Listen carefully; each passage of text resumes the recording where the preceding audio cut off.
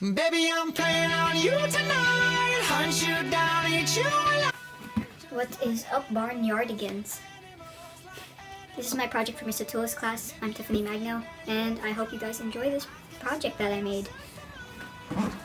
So, for those of you who've seen Animal Farm, you know the animals there, especially the pigs, are pretty nasty, right? Yep. But some people also view it as a warning. And I totally agree that this book could show a warning.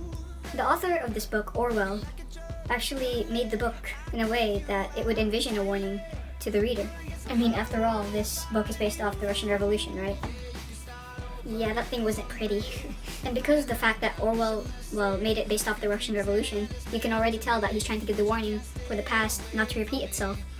I think that's why we have history today, because we don't want history to repeat itself. Animal Farm's allegory is a great example of that.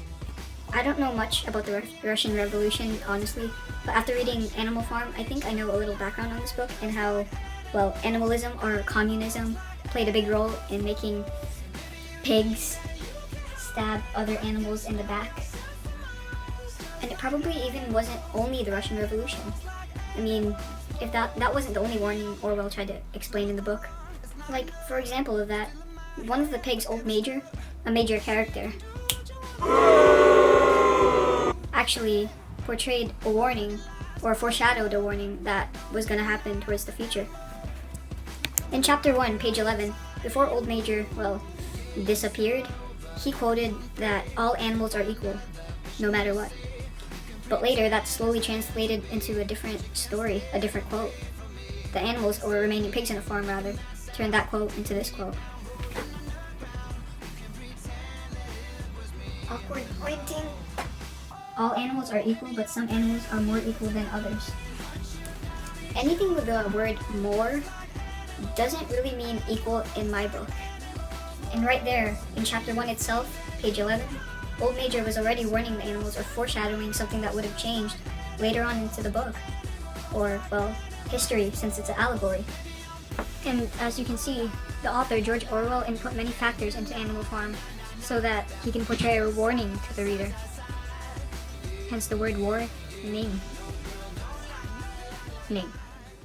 This then brings me to the fact that George Orwell was trying to portray the warning that there is no such thing as a perfect society, or in other words, a utopia. The same thing goes for dystopia too. I mean, they had a utopia, then a dystopia, then a utopia, then a dystopia, then a utopia. It goes on and on, they're just all temporary. And you know what else is temporary? It was, Old Major's commandments, another thing of Old Major's that didn't stay the same.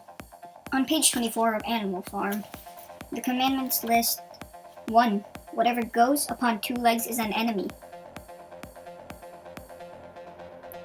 2. What goes upon 4 legs or has wings is a friend. 3. No animal shall wear clothes. 4. No animal shall sleep in a bed. 5. No animal shall drink alcohol.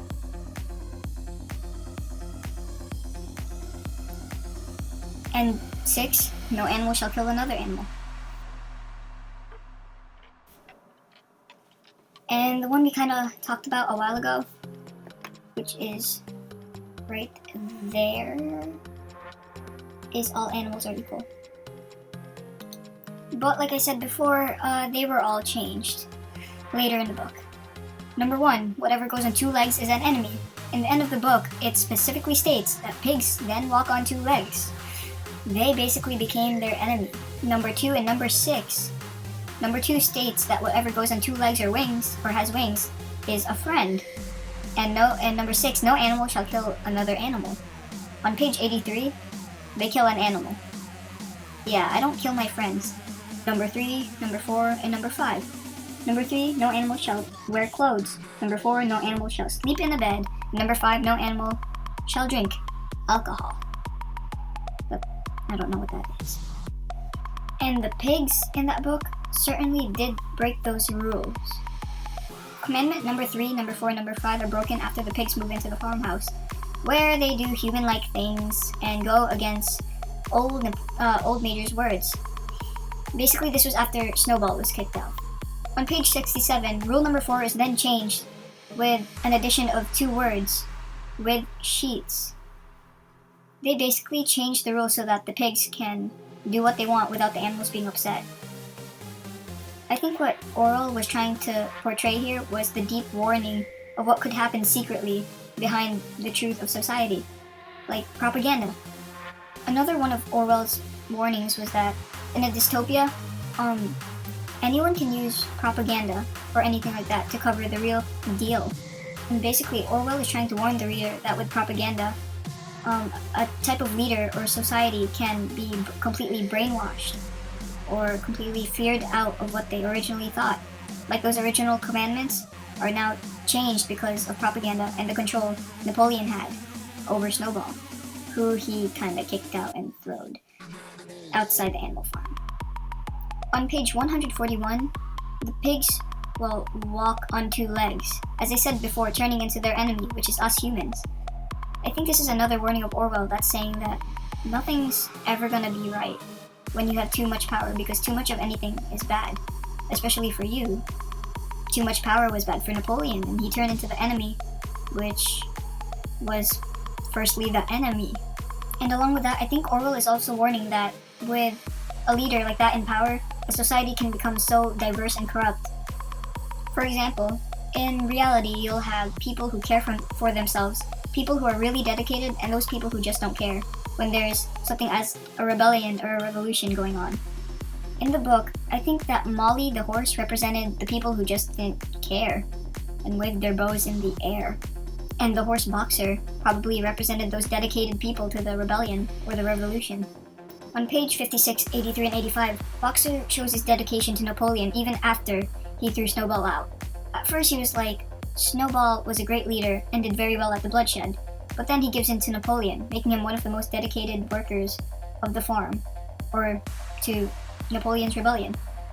Then you have Benjamin, the donkey, who stayed kind of neutral the whole time. He didn't really act selfish towards himself like Molly did, or act very dedicated like Boxer did. He was just that donkey who stayed neutral. Yeehaw. And those traits of those animals weren't really noticed quite after the rebellion. That proves that with the rebellion and the revolution, things can really change, making a society very diverse. And I think that's what Orwell was warning the reader about. That after you have something like that happen to a nation or a society, you'll have groups of people split into what they think. You'll have a divided community. The last warning I would like to talk about is the warning that Orwell gave through the song Beasts of England. That song was like a motivation to the animals, and that was then later abolished by Napoleon after the rebellion was over. But really, I thought that it was a part of the animals and what they do, not only the rebellion. On page 88, Squealer, the propagandaist, finally gets rid of Beasts of England due to Napoleon's statement that the revolution is over and you don't need it. It's like the president banning the national anthem. And like the national anthem for us, Beasts of England was like an anthem and an allegiance to the animals, and Napoleon completely got rid of that.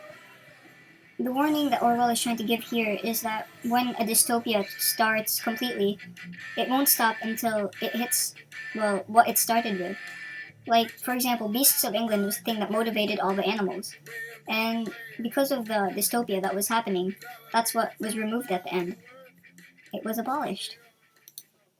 And as you can see, Animal Farm is full of warnings that Orwell gave to the reader. Let's not become an animal farm. Let's be our own ant farm. That's a Disney reference, by the way. Well, I hope you enjoyed this project. This is for you, Miss Sutulah, and anyone else who is watching this. Yeah, I thought Animal Farm was a great book. It did show a lot of warnings that I'll certainly think about, maybe for my leadership. But yeah. Peace. Beast of England, beast of Ireland, beast of every land and clime, Hearken to my joyful tidings of the golden future time. Soon or late the day is coming, tyrant man shall be overthrown, and the fruitful fields of England shall be trod by beasts.